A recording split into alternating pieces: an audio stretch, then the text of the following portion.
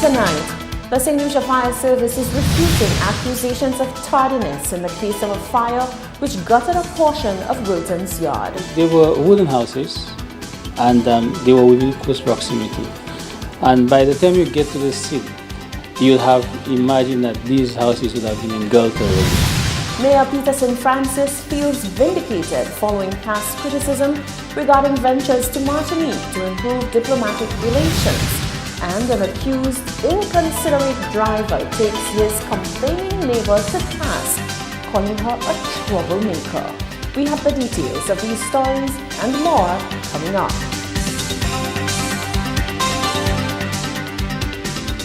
This is the Hot 7 Nightly News with Lovelace and Amy Joseph.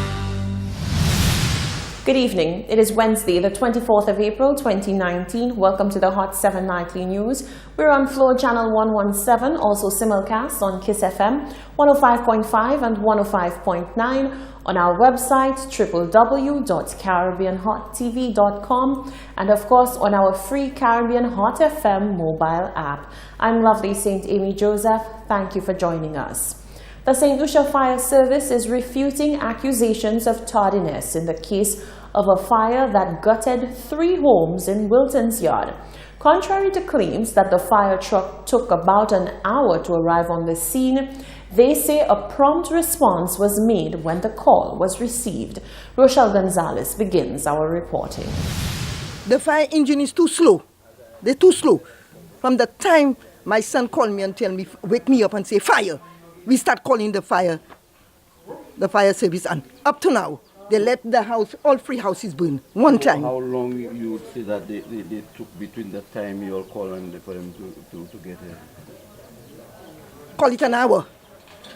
This was the shocking statement made by one of the Wilton's Yard residents who lost her house to a fire which gutted part of the community on Holy Thursday. What made the statement particularly troubling is the fact that the community is mere minutes away from the St. Lucia Fire Service headquarters along Manuel Street. However, whilst Assistant Divisional Officer of the SLFS, David Antoine, did not wish to start a war of words with the accuser, he said this was not the case with his firefighters. From here to the Wilton Yard, that's a short distance. And that call came in at about 11:40 p.m. and we responded promptly. And as soon as we got there, one of the challenges that we had was the proximity of the houses, and they were fully engulfed.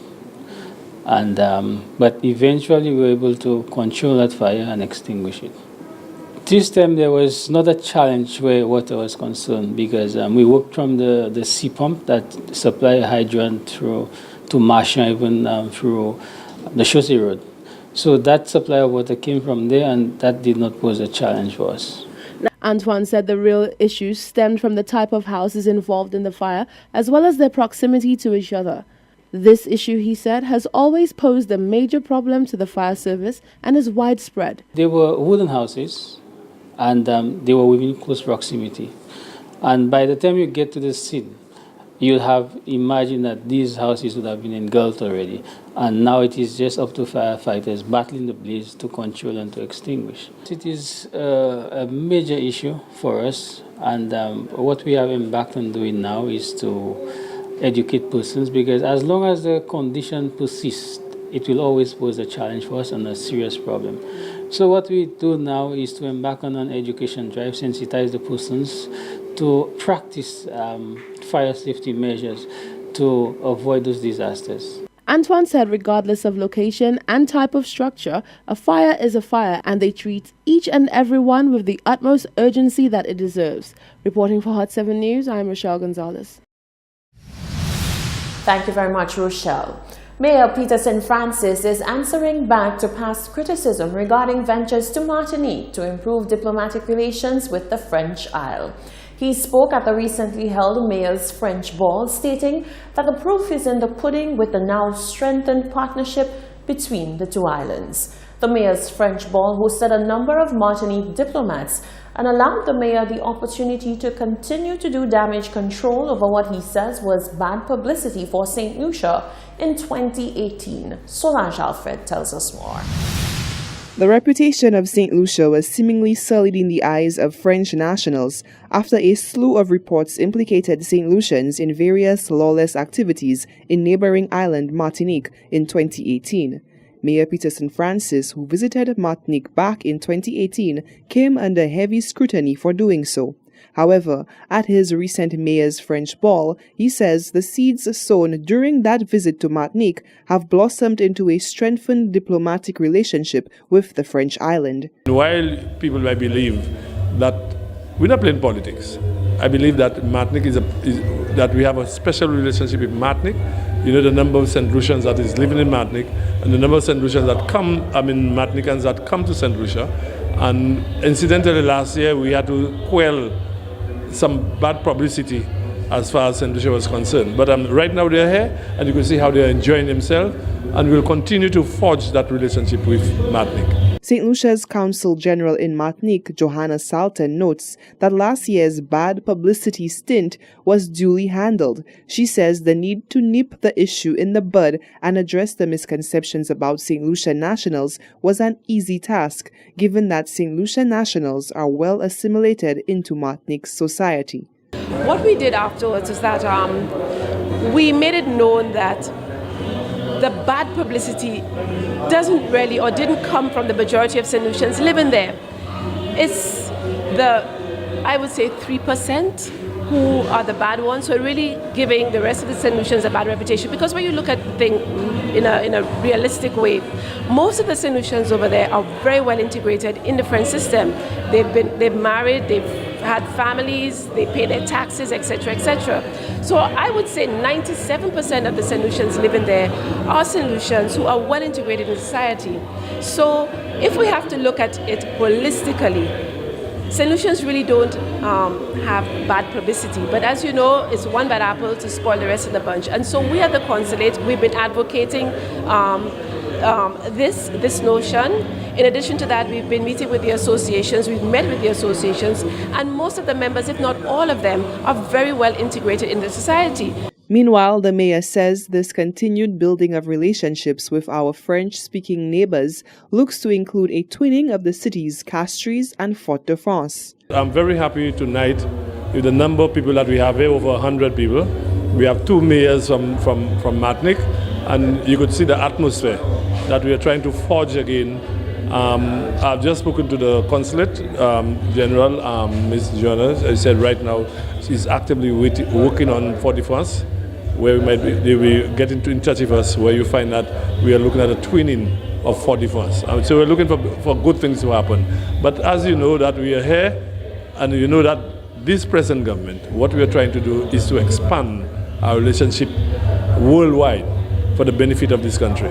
The mayor's French ball was held at City Hall, where Mayor Francis was also honored for his hard work. Honors were also bestowed on the visiting mayors of Martinique for their continued support and friendly relationship with St. Lucia. Reporting for Hot 7 News, I am Sola Jalfred. Less than 1 week after a Vidbouteille resident launched a complaint about a neighbor over his alleged bad parking, the neighbor is fighting back, giving his side of the story. The minibus driver says the neighbor is just being bitter and nosy. Rochelle Gonzalez reports. Nicholas Albert came to Hot 7 News on Wednesday on a mission to clear his name after seeing a news report about himself and his omnibus during 2 recent Hot 7 News broadcasts. Albert said he was incensed that his neighbor would make such a complaint about him, especially since he said her claims were unfounded and based on a personal agenda against him. On Thursday, the 18th of April, the female resident claimed that Albert was being a not-so-friendly neighbor by obstructing the road with his omnibus, resulting in one truck getting drained at one point. However, Albert refuted the claims, saying they were made out of spite.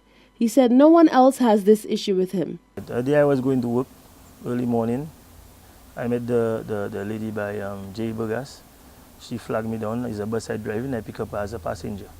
So she said morning, I said morning, then she telling me, so now you're my neighbor. So I tell her, well, let me tell you something, madam. I don't have neighbor. I live alone.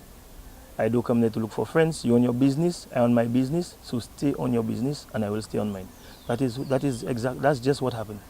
I come here at 10 o'clock in the night, most of the time, maybe 10:30, 11 o'clock somewhere there in the night, all right? And I leave like about 4 o'clock in the morning.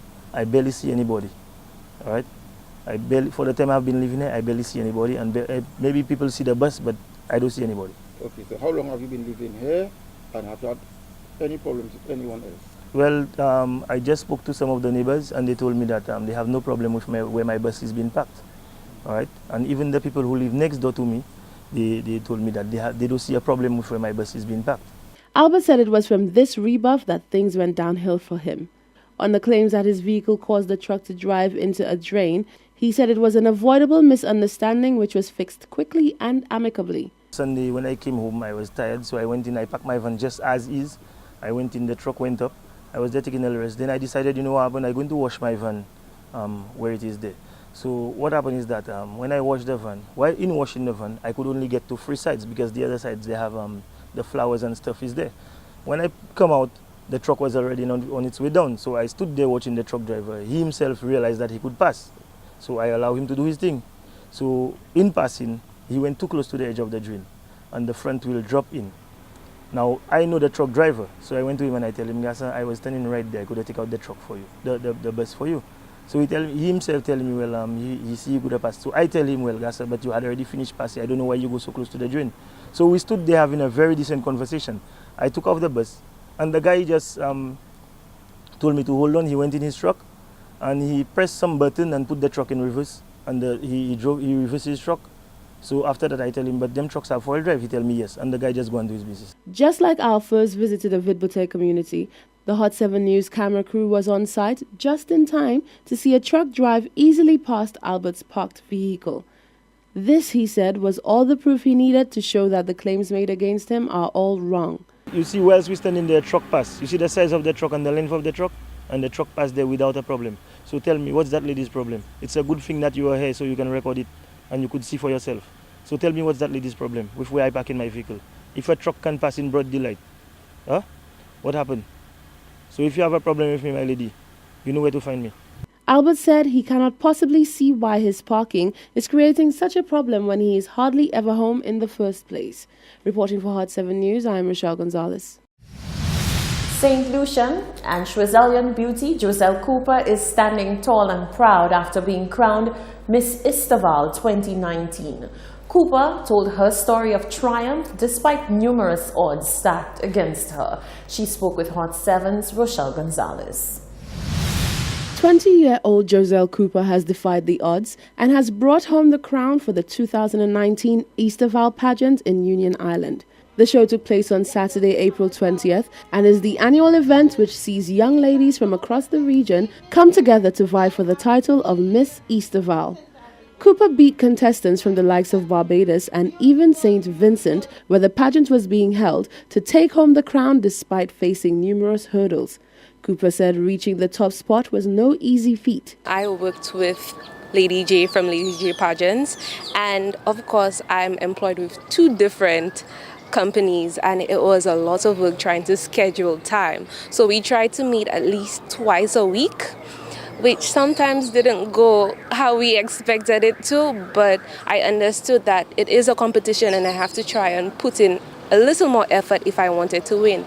So you can imagine my joy when I actually won, when I realized that all my hard work actually paid off. And considering the fact that I put in the time, I wanted my hard work to pay off. So I know that I'm going in and I'm investing my time and my efforts and my income into this. So I wouldn't feel bad if I didn't win, knowing that I worked my best, but I really, really wanted to win. Pressure, as they say, produces diamonds, and in this case, it produced a queen. On the night of the show, it was a bit overwhelming, seeing that everyone had their makeup team assisting, and on the night, it was just Lady J and myself, and we were working really hard, a section coming up, so she's like, hurry up, Joselle, do this, do that, and then it was a bit overwhelming at the point in time, but then I knew she was just trying to assist me, and she wanted the best for me, and like I said, our hard work paid off. Cooper is no stranger to pageantry or victory